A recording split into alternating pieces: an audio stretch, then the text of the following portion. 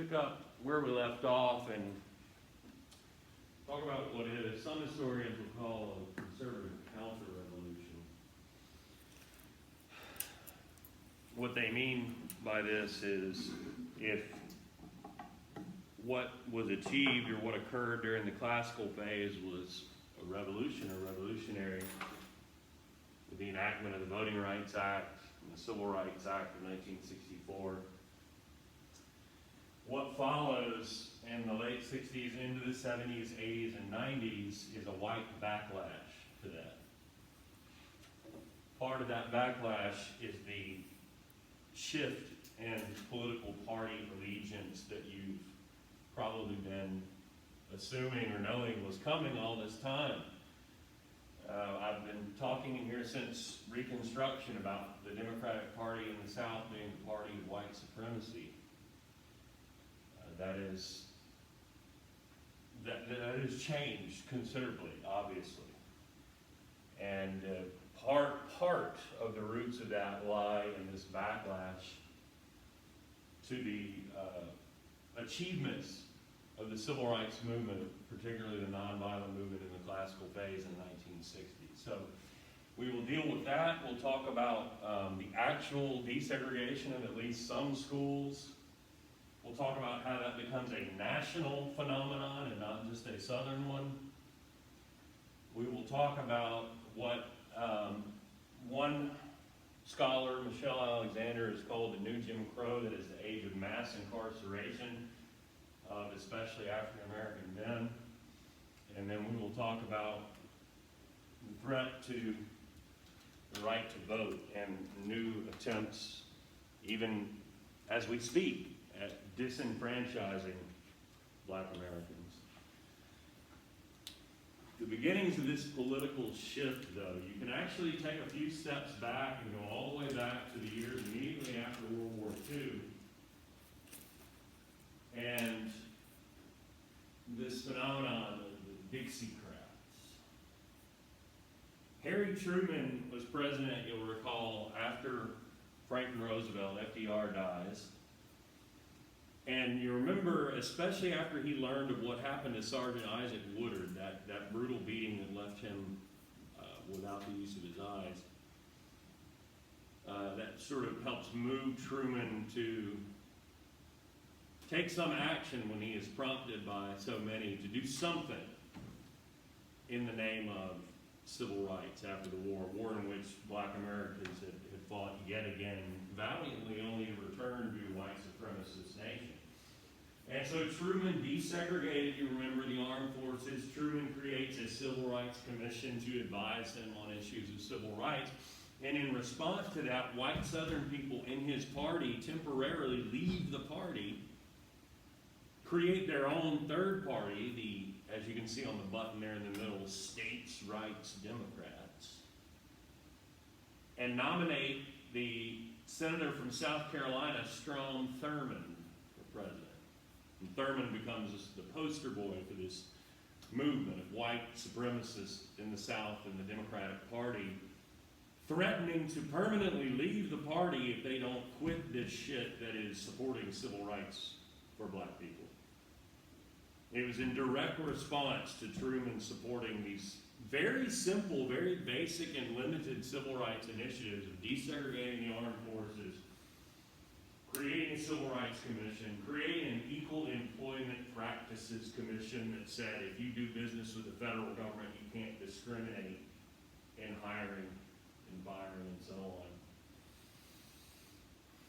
on a racial basis in any case. And so the threat worked. For the next 15 years, there is no significant movement, not until Kennedy is pushed to push that civil rights bill in 1963. There are no real initiatives that come from the Democratic Party in support of civil rights. I won't say none, but none on the level of significance that we would be concerned with in here. Having said that, into the 1960s, when that bill is passed and becomes the Civil Rights Act of 1964, and the next year when the Voting Rights Act is passed in 1965, This time, people start to leave the party, and it ain't temporary. At least in terms of who they vote for president. This begins the phenomenon which lasts for several decades of white Southern people continuing to vote for local candidates that are Democrats, state legislature level candidates that are Democrats, the local party remaining reliably white supremacists, but when they go to vote for president, they either vote for a third party candidate or they vote for the Republican candidate. Because Lyndon Johnson, the Democratic president, is the one who signed the Civil Rights Act and signed the Voting Rights Act. When he signed that Civil Rights Act in '64, he turned to an aide or assistant and said, you know what, we're about to lose the South for a generation. And he was more right than he knew, because it was more than a generation. At the same time, you could look at certain individuals who were actually failed candidates, but see very important changes taking place. Look at Barry Goldwater, top right. He is a senator from Arizona and a Republican. So note, we're talking about a guy, I'm bridging a gap between Strom Thurmond and George Wallace with a guy who is neither Southern nor a Democrat. That tells you some important changes are about to take place. Goldwater is a staunch opponent of the Civil Rights Act, voted against it, and Goldwater, too, has some characteristics, some things that he stands for, is beginning to put together a sort of core set of issues, which Thurmond actually had begun to put together, too, even though he was a Southern Democrat. Goldwater is also a very strong cold warrior, we would say. He's very anti-communist, which is hand in hand with making him anti-civil rights. Remember, they associate at that time the movement with communists.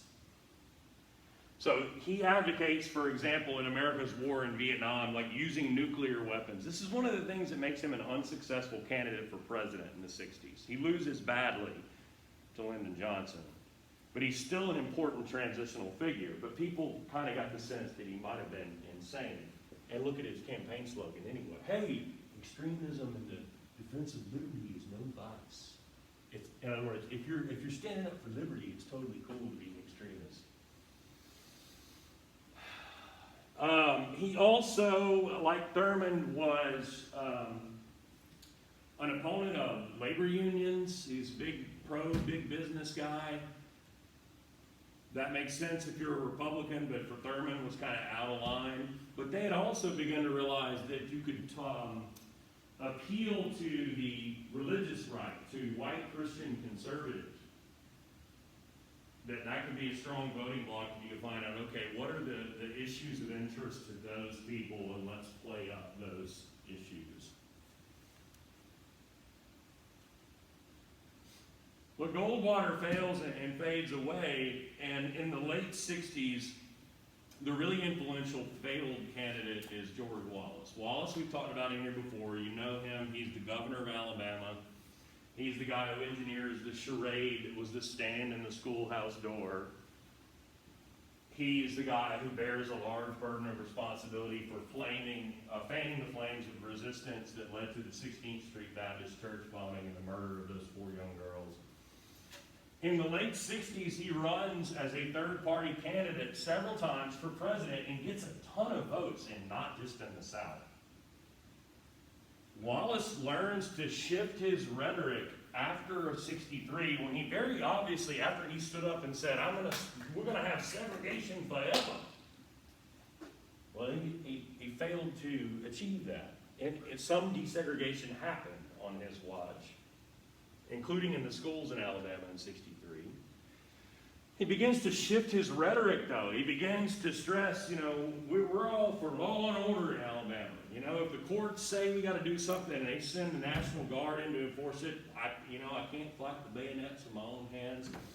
I'm for law and order anyway. We'll do what we have to do, but we'll make every effort within the law to fight this as much as we can, legally speaking. In other words, he refuses, as do many white people in the South, to stand up and say segregation is wrong, white supremacy is wrong. He's just saying, look, if the federal courts and The president say we absolutely have to do something. We'll do the bare minimum necessary within the law, but we'll also take every single measure we possibly can within the law to maintain what we can of white supremacy and segregation. And he begins to talk about, quote, freedom of association and freedom of choice. That is, look, without saying white, black, race, what it means is, look, if we want to associate and live in neighborhoods with just white people and go to schools with just white people, that's a freedom and a right that we have. And that kind of rhetoric resonates not just with white people in the South, but all over the country. And he wins actual electoral votes in these elections in places like Wisconsin and Maryland. And his political star, right, it might have risen even farther had it not been for an assassination attempt. Completely irrespective of his politics, just a crazy guy who wanted to be famous and thought about killing Richard Nixon and ended up shooting Wallace instead and paralyzing him. That kind of derailed his national career. Though he serves as governor of Alabama into the 1980s, he becomes a sort of key figure in terms of using this, what used to be called colorblind rhetoric. It doesn't mean it's actually colorblind. It means, like, if you listen to and literally take what people are saying, you don't see words like white, black, race, etc.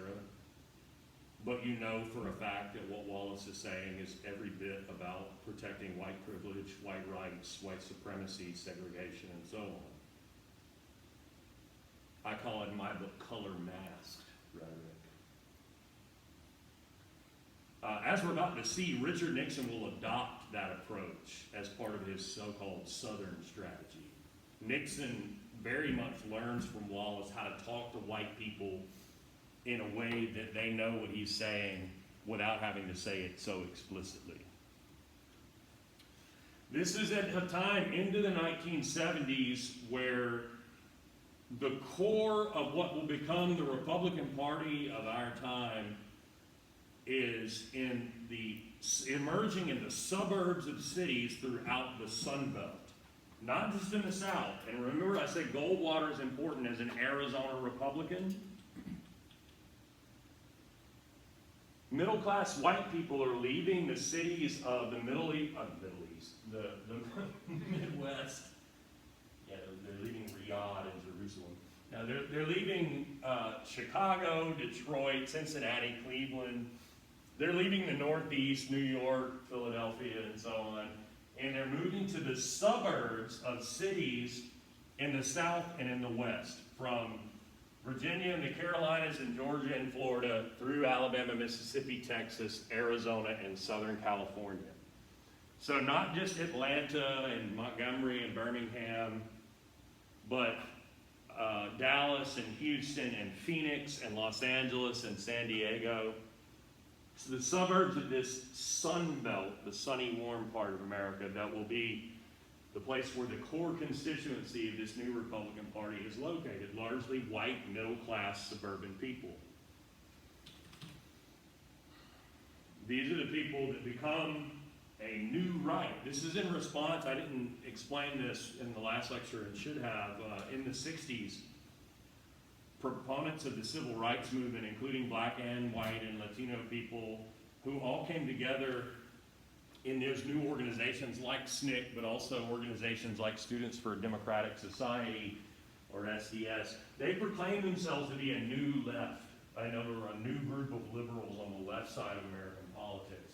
This backlash, this counter-revolution, produces a new right in opposition to that. At the same time, white people are leaving the Democratic Party for the Republican Party. School desegregation accelerates that process. You remember Brown came down in 1954, the Brown versus Board of Education decision. But because there is so much white resistance to it, in every conceivable way, both within and outside the law, for nearly 15 years, it led to almost no integration and very little even desegregation. Desegregation meaning a few black children suing a school board for their right to attend a previously all-white school, as opposed to actual integration, which would mean the elimination of all black schools and all white schools, and instead of just what we call token desegregation or tokenism, and a few black kids in a previously all-white school, you would have just schools. If a school system was 60-40 white to black, you'd look at any school in that system and it would look kind of like that. As opposed to one school that was 95% white and 3 other ones that are 100% black. That becomes the goal after the Supreme Court hands down the decision of Green versus New Kent County School Board in Virginia. Green is the tipping point at which you begin to move away from the old system of desegregation under what they called freedom of choice, that is, freedom of a few black students to bravely stand up and sue for their right to attend previously all-white schools, to compulsory assignment, that is, disregarding choice and saying, okay, we're going to assign students to schools such that we don't have black schools and mostly white schools, we just have schools. And whatever the racial breakdown of the system is, roughly speaking, that's what these schools look like. Does that make sense? Actual integration becomes the goal after Green. Sometimes the court hands down a decision in a case involving Charlotte, North Carolina, Swan versus Charlotte Mecklenburg. It says sometimes in order to achieve that, if you have, especially like Charlotte was, where the whole county was the city limits, and the whole county was one school system, and you had in the center of the county the city, but the suburbs outside of it, and everybody's part of the same system, and white people had left the city, white flight, for the suburbs, you might have to bus some of the white kids from the suburbs into the city, and some of the black kids from the city out. Or even within just the city itself, you have residential segregation in white neighborhoods and black neighborhoods, so you couldn't have strictly neighborhood schools. You might have to bus some kids around, transport them from one part of the city to another.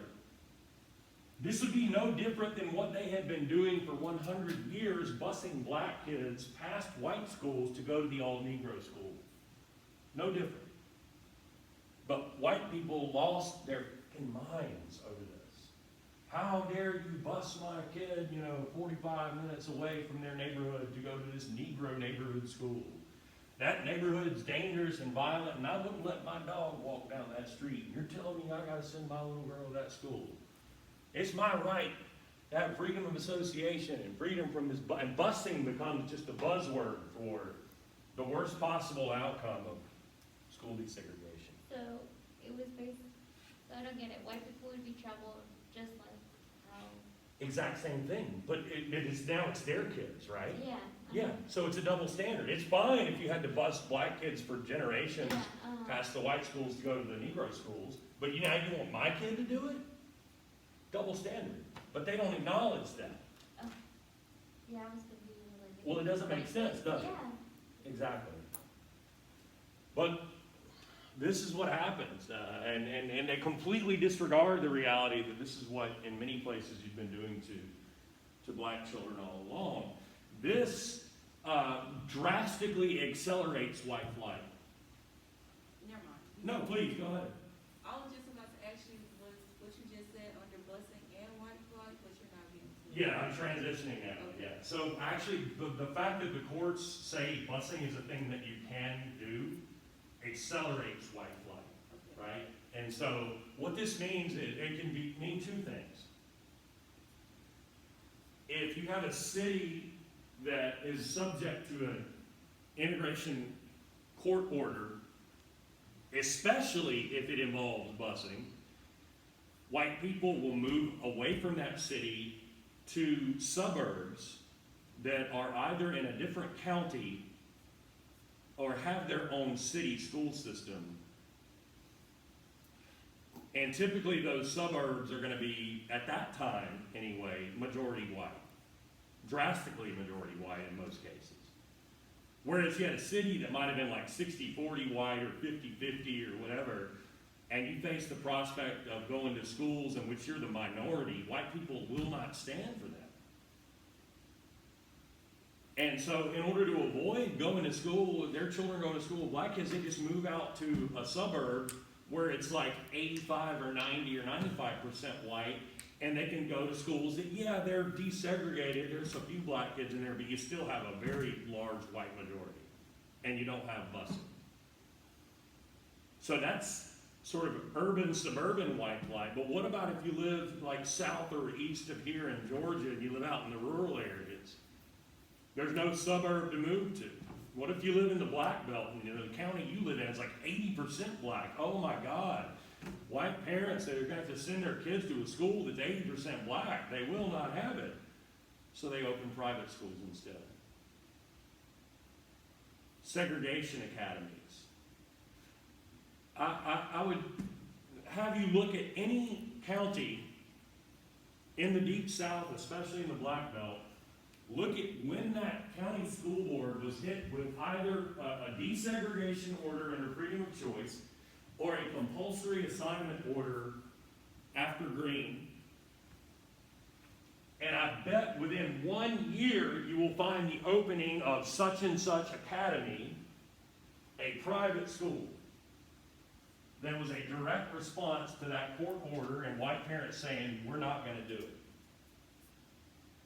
Typically just the name of the county and academy, but often, different name. But I guarantee you, in the vast majority of those counties, the minute they were hit with one of these court orders, white people opened up a private school for the purposes of maintaining segregation in education. Now, over time, eventually, some, though not all, some of those segregation academies accepted one or two or a handful of black students, particularly if they were good athletes or something, just so they can say, no, we're not a segregation academy. Yeah, well, bullshit. You've always said, well, we can live with desegregation, but actual integration, no. Lest we think this is confined to the South, in the early 1970s, the NAACP Legal Defense Fund and others set their sights on segregation throughout the nation. Remember, segregation is not just a Southern phenomenon. The only difference about the South is it was de jure and not de facto. It was written in the law. Even though going back to the New Deal and redlining, that segregation has been backed up by policy at every level for decades. And so cities across the country in the 1970s are faced with desegregation orders. I want you to look at that image. And this black man being assaulted by this person with the American flag, which until the events of a couple months ago would have been a pretty incredible and unique image until we saw what happened at the Capitol. But the reason I show it here, not only is it an iconic photograph of American history, but it's not Atlanta, it's not Birmingham, it's not Jackson, Mississippi. You know where that is? Boston, Massachusetts.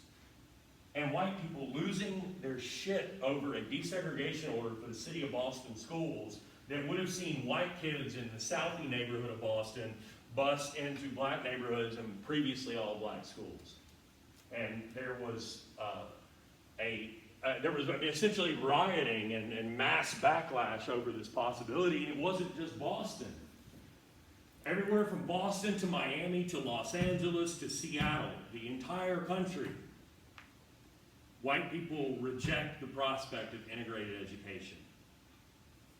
And then the Supreme Court backs off. What had been 20 years up to that point of increasingly stringent or tough or significant school desegregation decisions by the Supreme Court, they began to walk back starting in 1973. When they said, all right, in one decision, okay, if let's say in a city like Detroit, where white people had, especially in the 60s, left that city in large numbers for the suburbs to avoid integration. If the suburbs are separate school systems and you can't, as in the South, you can't directly draw a line and say, okay, these were created to maintain segregation. If it's not blatantly clear in the law, you can't bus kids from the city out to the suburbs and from the suburbs into the city. And then in another case, actually involving Latino children in San Antonio, Texas, the court says, all right, you also can't share funding between the very poor now city districts where white people have left and taken all their tax money to the suburbs.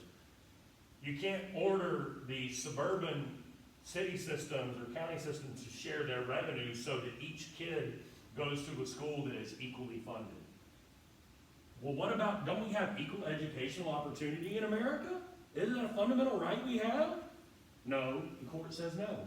So in 1973, they switched like all the busing and Yep. going on? What they said is in Charlotte it was okay because that was all one school system. If you do it within one school system, that's one thing, but you can't do it across school system lines. So they essentially said, okay, we allowed it in the Charlotte case, but they made that very limited. That make sense? Yeah. It's not a 100% reversal, but it's real close. And so the following year, the thinking in San Antonio was, okay, well, we can't bus kids, but can't we share funding? Because doesn't every American child have an equal right to get an education at the same level of funding? And remarkably, the U.S. Supreme Court said, no, you don't. They basically said, yeah, it's a shame that the city schools now have no tax base and their schools are shitty funded, while the suburban schools have all this funding because all the middle class and wealthy people moved out there. But oh well, what can you do? You have to consider that the Supreme Court by that time, Richard Nixon had been elected president and had been able to appoint several new justices. And regrettably, in our own lifetime, we're going to find out again and again what it means when you have somebody, a president with the ability to appoint a significant number of conservative justices to the Supreme Court. That can have a lifetime effect. Other questions?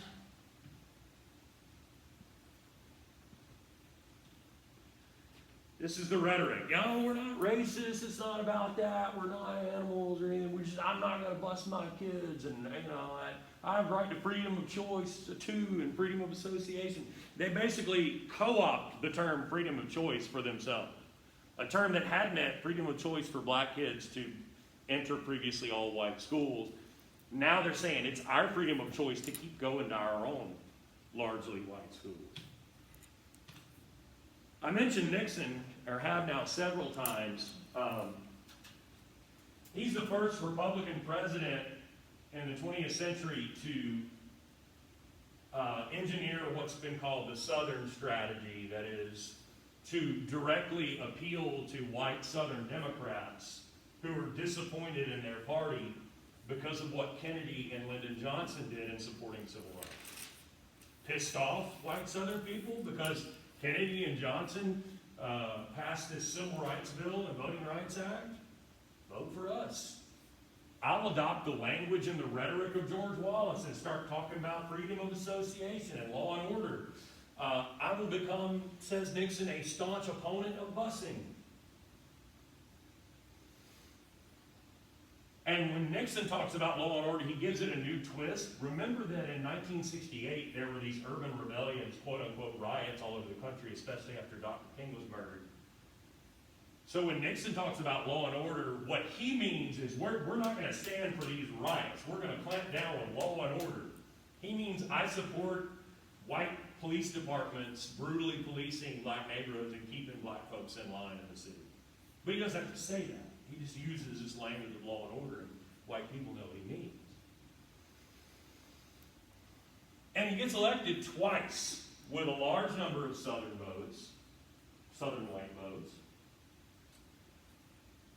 in 1968 and 1972. But as you probably know, partly that 72 election is what seals his fate, in that it was uncovered that people working for the Nixon campaign had broken into the Democratic Party headquarters in the Watergate Hotel in Washington, D.C. to install listening devices, bugs, and that the president was actively involved in trying to cover that up when they got busted.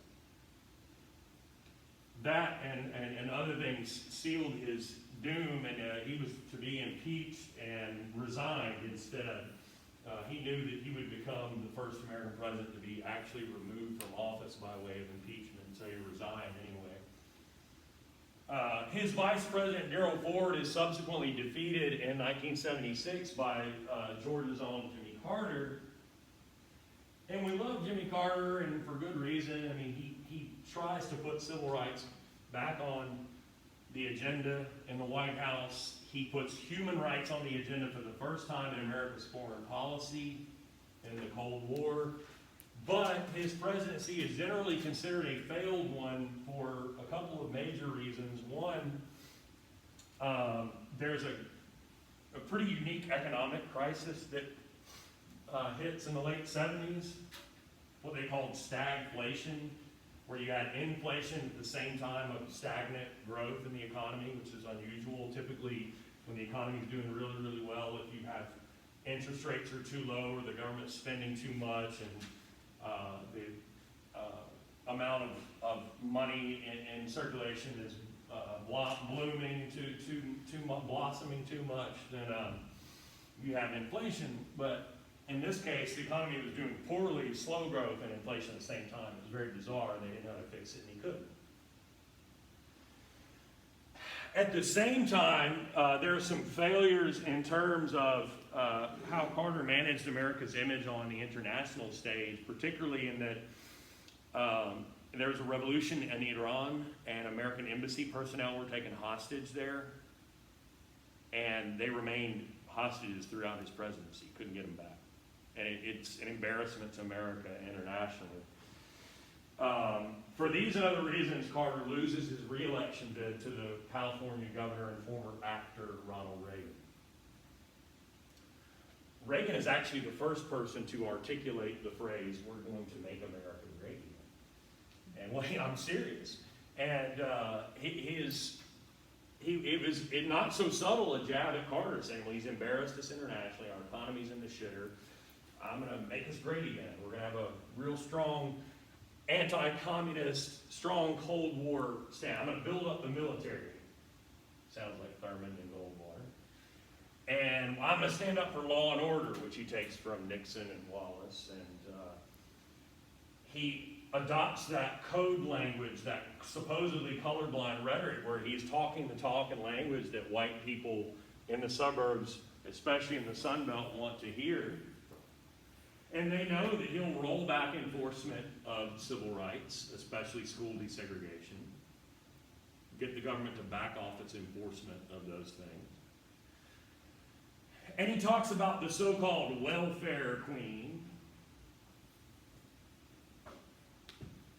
as a way of, and this is something else that, by the way, Goldwater and Wallace would have done, as a way of us, when he says we need to back off being a welfare state, you know, and we need to stop sending your tax dollars to people who don't want to work, people who are lazy and just don't want to work, or on these government programs like just what we call welfare, that is aid to families with dependent children, or what's now, I think, temporary assistance to needy families. And people that are on programs like WIC, or people who are on programs like what's now the EBT system, or food stamps at the time.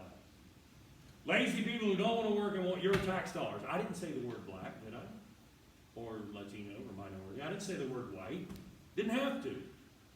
And that's the point. When Ronald Reagan is up there talking about your tax dollars going to undeserving, lazy people who just don't want to work, and that's the only problem, or people who are drug addicts, he doesn't have to say black people, because everybody knows what he means. And when he talks about this welfare queen, that only underscores that reality.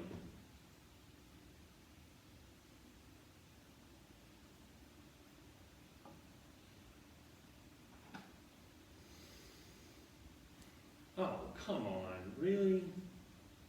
I don't have time for this shit. Okay, well, forget it. No, there it is. All right, they just wanted me to do something I didn't actually have to do. Or did they?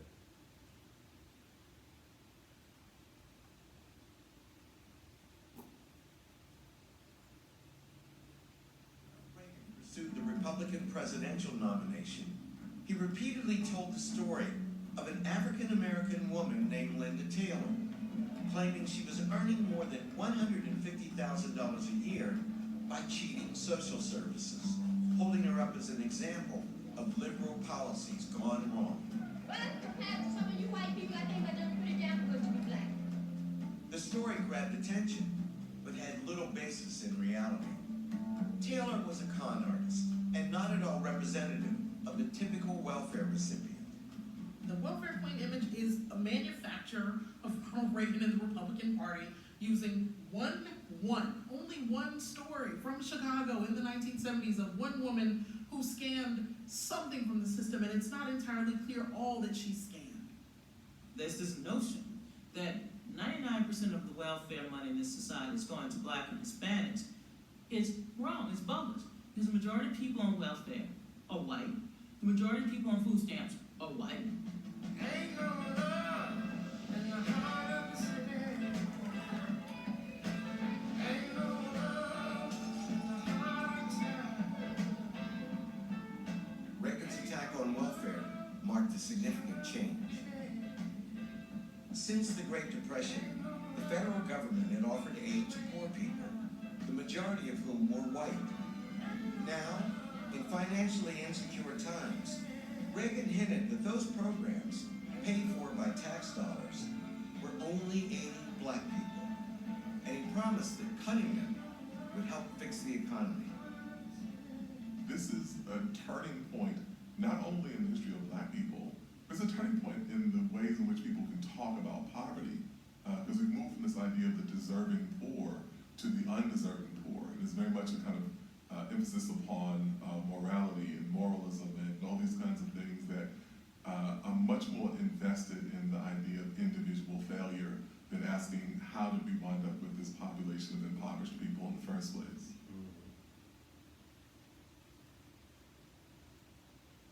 Meanwhile, Reagan also attacks affirmative action programs that were designed to get some measure of equal access to jobs. Organized progress was Farrakhan, at their own leader of the Nation of Islam, and they focused their attention on the affirmative action program struggles of black put in place just, but the solutions he offered were surprisingly. I was like, what are we talking about Louis Farrakhan for? Clearly, some white Americans felt that black progress was coming at their own expense, and they focused their attention on the affirmative action programs put in place just a few years earlier.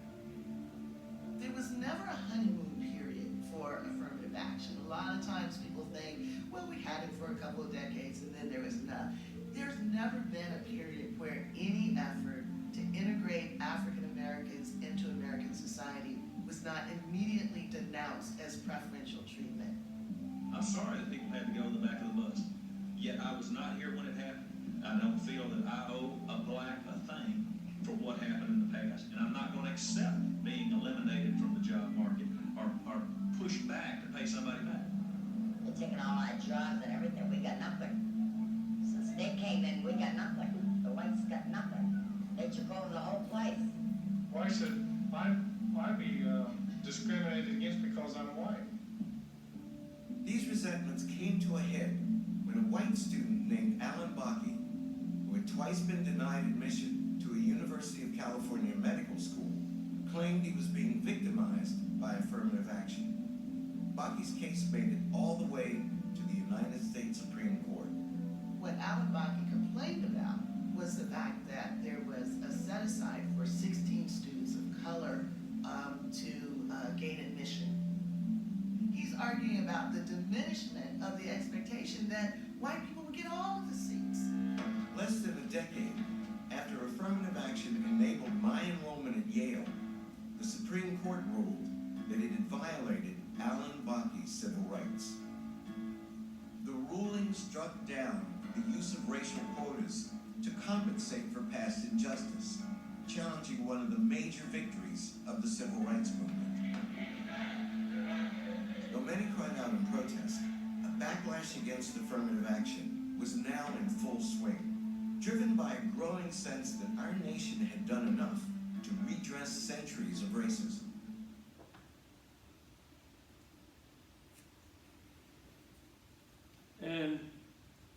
also, Reagan articulates this idea of a, quote, war on drugs, another code language phrase, whereby, and this would go hand in hand with this idea of a law and order stance, whereby the government, the federal government, would enact stiff penalties for drug offenders, regardless of if their offense had any violence to it at all, even pay drug offenders for especially things like crack cocaine. And you get the reality when Reagan leaves office of somebody who had been busted with a very small amount of crack could go to prison for a decade or more, maybe 2 decades, whereby somebody caught with a much larger amount of powder cocaine, something that was the purview of wealthier and white people, could get a slap on the wrist. I mean, it's absurd, the iniquities in sentencing that are part of this war on drugs. And so you have to realize what the war on drugs was. It was a war on young black people, and especially black men, that it enables mass incarceration. While following the steps that so many Americans take through the world of the drug war, I couldn't help but notice that at every stage, black Americans were disproportionately represented. And in any war, you've got to have an enemy. And when you think about the impact, particularly on poor people of color, there are more African Americans under correctional control today in prison or jail, on probation or parole, than were enslaved in 1850, a decade before the Civil War began. And that's something we haven't been willing to look in the mirror and ask ourselves, what's really going on? As it turns out, nearly everyone I talked to knew all about the impact of the drug war on black America. There's no question that the criminal laws impact disproportionately on poor and minorities. Certainly disproportionate number of black people are prosecuted. Yet while people could tell me all about their firsthand experience of this, very few had any idea where it came from. Well, you know where it came from, and this is the point. Now, before we go pinning it all on the grand old party, or the Republican Party, mass incarceration is exacerbated in the 1990s when the Democratic President Bill Clinton throws his support behind a omnibus of all-encompassing crime bill that installs certain mandatory minimum sentencing guidelines, and the principle of 3 strikes and you're out. That is, if you're convicted of a third offense, even if it's like a minor drug offense, you go to prison for a very long time. So targeting repeat offenders, mandatory minimum sentencing guidelines, and so on, incentivizing those kinds of things at the local and state level. This exacerbates the phenomenon of mass incarceration that scholar that you just saw there, Michelle Alexander, talks about in her book, where she refers to mass incarceration as the new Jim Crow. I think I have you assigned to read some excerpts from that book for, if not this quiz, the next one. I can't remember which it is, but the schedule will tell us. And finally,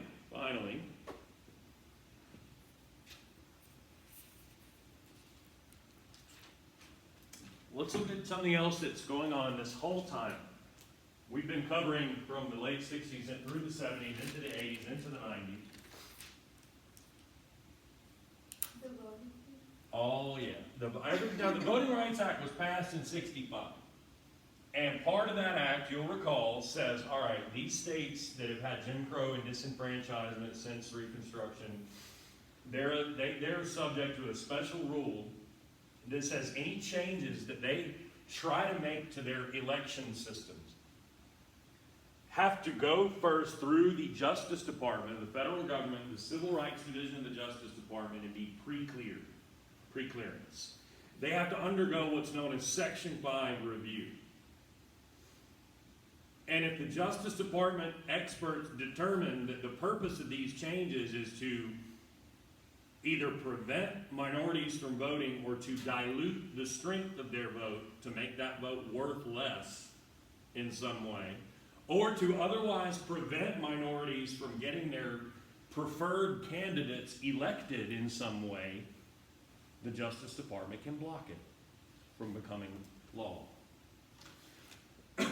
So I want to walk you through what some of these look like, because the Justice Department has published on the internet now many of these kinds of attempts, or their letters to these local and state governments that have made these attempts to make these changes. The one day that I need a dry erase marker, I have one. you're the best. Thank you. Okay. Make sure that the folks at home can see this.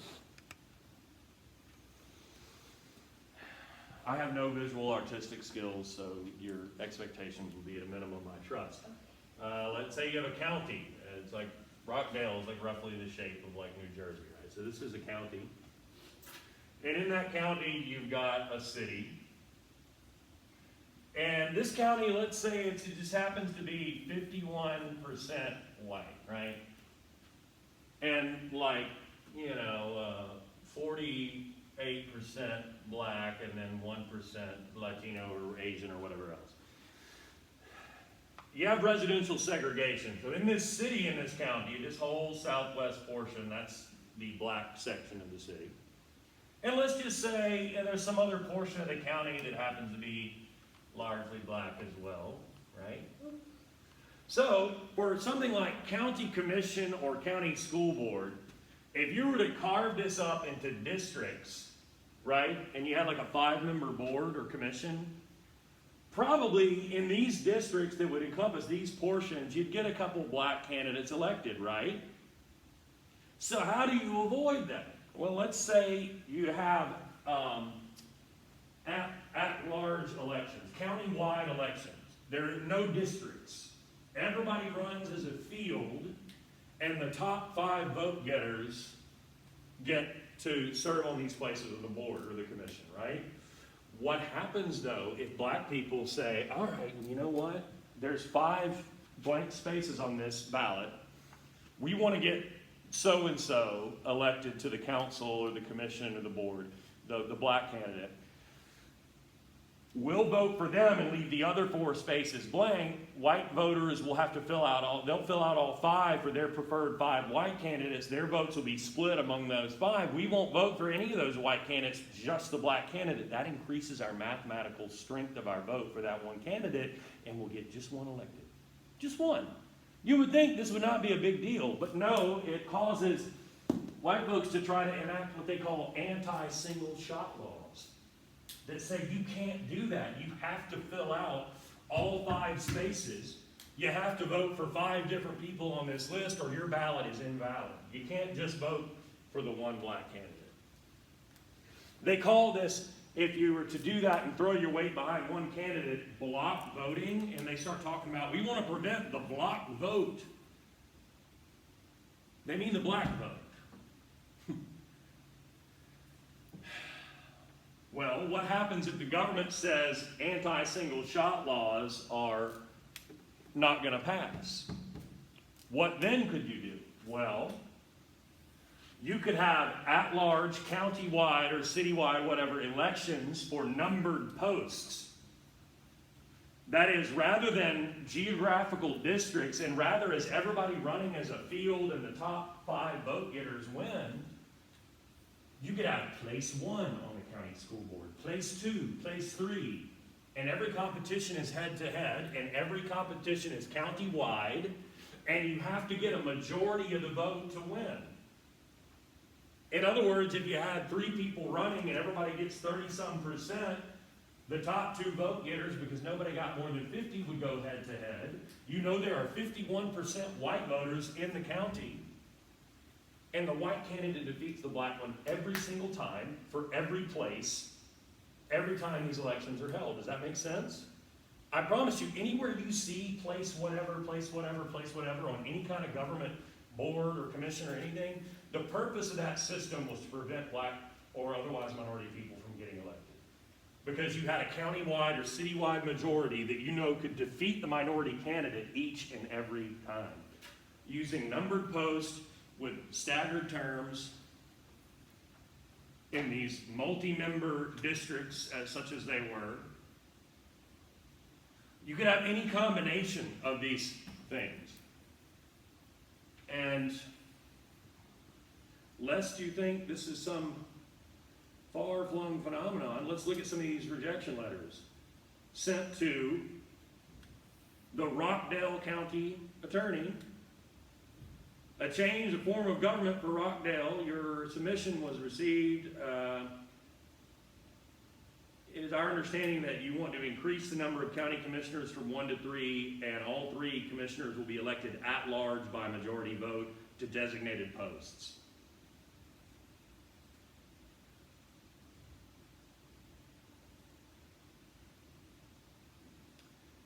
To Conyers,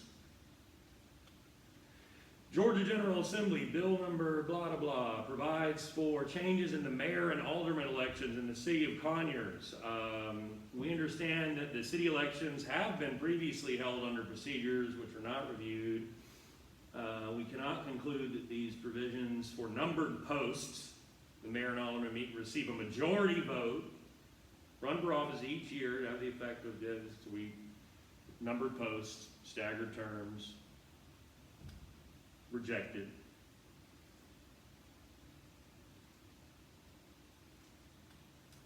Covington, referencing your submission, Georgia laws, yada yada, pertaining to the Newton County Board of Education. You're advised that the referendum was defeated by the voters of the county. Appointing the Board of Education districts from which 7 school board members are to be elected by majority vote with staggered terms. 3 single-member districts, 2 members to be elected from a single multi-member district, and 2 members to be elected at large. So sometimes it was a clever combination to make it look like you had this sort of sophisticated system where the whole point is limiting the number of black people or minorities that could get elected to the board so you could maintain a white majority. Let's see who else we got here. I don't even remember. I put this together a couple of years ago. Covington again. Pertaining to the Newton County Board of Commissioners, majority vote, staggered terms, numbered places, multi-member districts.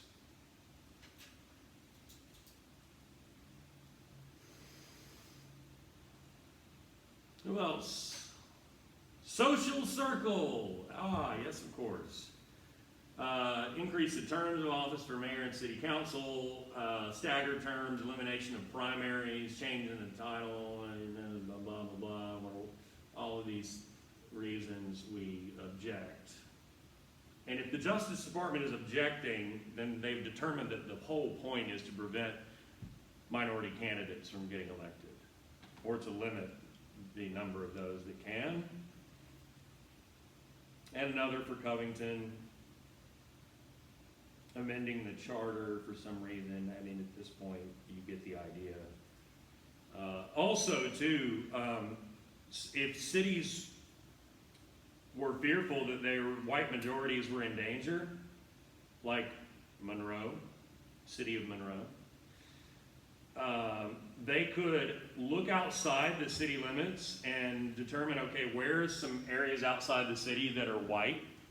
We can annex those into the city and avoid annexing areas that are black, so we can increase or protect the white majority. And the Justice Department would object to those. And also, by the way, in voting rights litigation, it is rare for historians to find just blatant proof of white people just saying it out loud that they intend to discriminate, because after the early 60s, they get smarter than that. But occasionally, historians have found blatant proof, as this one historian did in this Alabama case, where you have this individual in a Alabama Democratic Party meeting just flat out saying, look, we are faced with a situation here where we have a desire and a campaign to register Negroes en masse, regardless of the fact they can't qualify because their criminal records or criminal attitudes, or the fact that they're illiterate and can't understand literacy tests. It has occurred to a great many people, including the legislature of Alabama, that to protect the white people of Alabama, there should be numbered place laws. This is a guy standing up in a Democratic Party meeting on record and saying the reason we need numbered places is to, quote, protect the white people of Alabama. That just flat out blatantly tells you the whole point of having numbered places right there. I mean, it's very rare that we have this kind of find on the record of people just blatantly saying what we know to be true. And this ends up being the sort of smoking gun in a court case in Alabama where they target these kinds of laws. It's rare to find it, but you know it's there, and you know even if it's not there on the record that it is the case. And then finally, there's redistricting. I told you last time, I kind of got fired up last time talking about what is about to happen. We just had a census. Every time there's a census, we look at legislatures in the states redistrict. They redraw the boundary lines of congressional districts and state, House, and Senate districts. They are supposed to adhere to what was established by a court order in the 1960s, the principle of one person, one vote. That is, we all are supposed to be in districts that are roughly of the same number. That is, roughly the same number of people have one congressional representative in Washington. Because up to that point, in places like Georgia and Alabama, the city districts were growing in population, but didn't get to increase the number of representatives they had, which led to a disproportionate amount of power for the rural districts. And to rectify that, the court establishes this principle, one person, one vote. But what it does is open the door every 10 years for white lawmakers to draw these boundary lines in ways that will limit minority representation, to engage in gerrymandering, drawing the boundary lines of electoral districts for their benefit. And the courts have remarkably said that, racial gerrymandering is not cool, that doesn't pass muster, you can't do that. But if you're just doing it for your party's sake and the benefit of your political party, that's actually okay. But that's ridiculous because that ignores the fact that when you're doing it to benefit the Republican Party, these days you're doing that to protect white people and white majority rule and to prevent minorities from getting their candidates elected. And so what they do, they can pack, like I said, you can pack black people all into one district and say, yeah, well, they'll get one member of Congress elected, but just one, because we packed all the black people into this one district. Or you could do the opposite of that and say, well, we don't want them to get a black person elected to the Congress or the state legislature from here, so we'll take these black people in this part of the city and put some of them in this district, some of them in that district, some of them in the other, so that all three of those districts have 10, 15% black people, but that doesn't mean they can get anybody elected. Whereas if you put all those people in one district, they could. You can use any combination of those things. And make no mistake, states like Georgia have done that over and over and over again. After the 70 census, after the 80 census, they submit these redistricting plans to the Justice Department for Section 5 review, and they fail.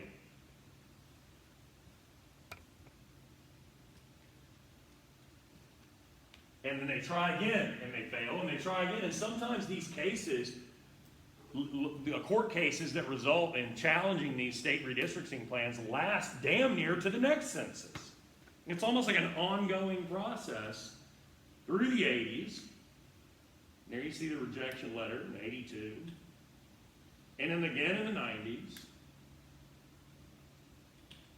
And then again and again, even, and sometimes if the Justice Department doesn't object, the NAACP or someone else will challenge it in court, and it's happened every single census up into the one that we just had, but now things have changed. And along the way, look too,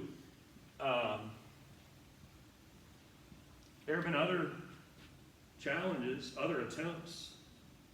This is the rejection, Section 5 rejection letters from Georgia. You can see some of these are counties, cities.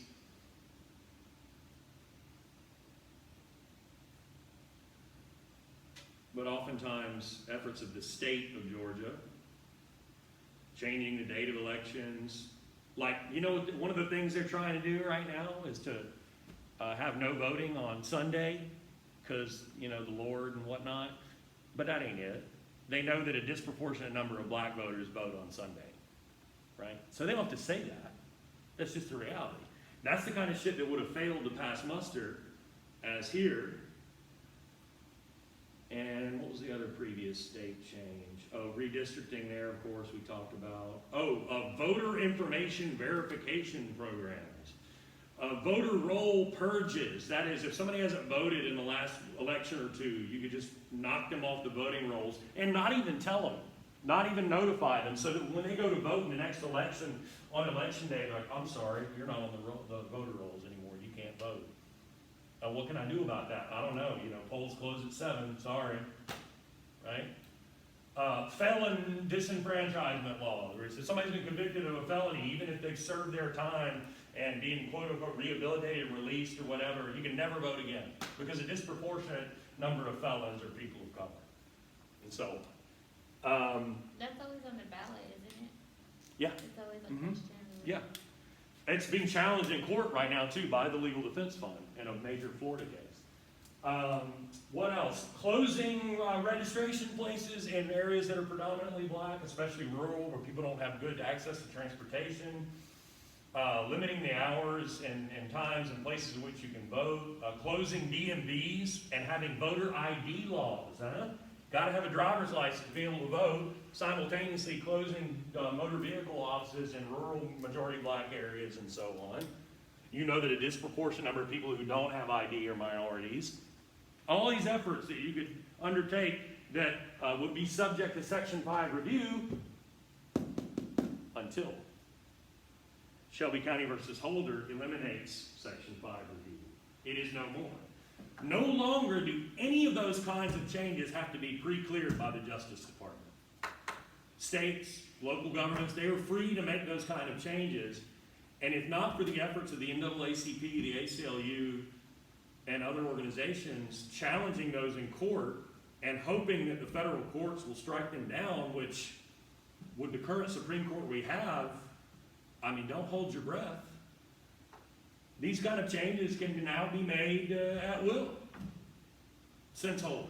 I mean, it gutted the Voting Rights Act, which is why some of the people have proposed this John Lewis Voting Rights Act that would override the Supreme Court in a sense and reinstitute some semblance of accountability.